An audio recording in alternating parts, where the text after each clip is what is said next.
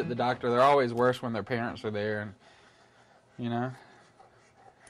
What I'm going to do is I want to neaten up his ears, and he's got a nice shaped ear, so what I'm going to do, I'm just going to try to follow the outline of his ear, and I'm just going to get all this hair that's just hanging off the outline of the ear, just going to tip it with my thinning shears. Notice like I've got my wrist or my forearm up against the dog's head, so if he does move, I'll be able to feel the motion towards me, and hopefully I won't cut his ear. So I'm going to do the front of the ear the same way. Just the ears are pretty short as it is, but I'm just going to take the tips off. It's okay, buddy.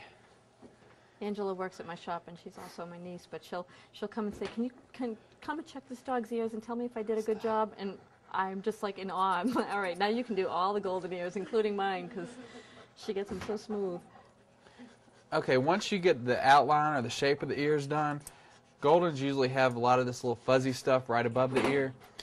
I always like to go in, if I can keep his head down, I always like to go in and just take this out with my thinning shears, just because it'll make the head look a little bit more in proportion with the body.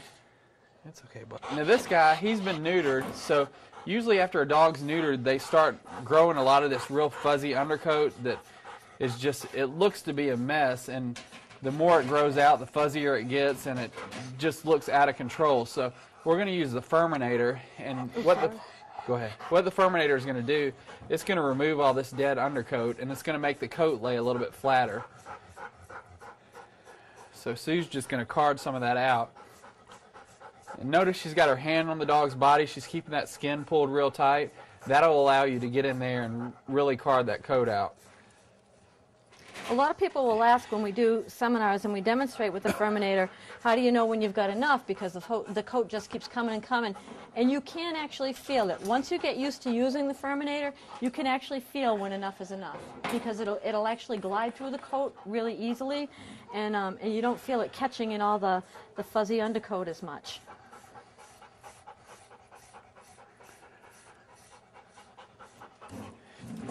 You can see all this stuff that comes off. It's okay, buddy. It's okay. It's okay. Good boy, Brady.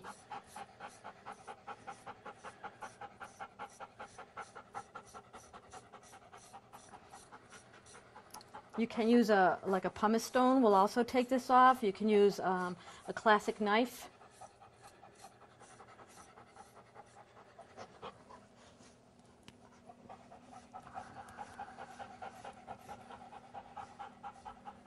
Okay, and again, I want this stuff, I don't want all of this stuff to be sticking out here. So you can even come into the long stuff with the Furminator, and I keep saying Furminator, with the Furminator, and take some of this fuzzy stuff off on the back of the leg so it lies more to the back of the leg and not sticking out on the side.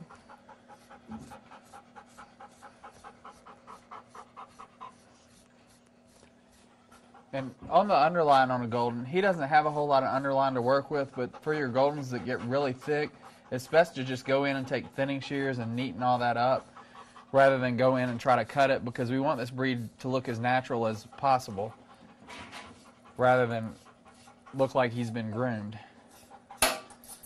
Oopsie.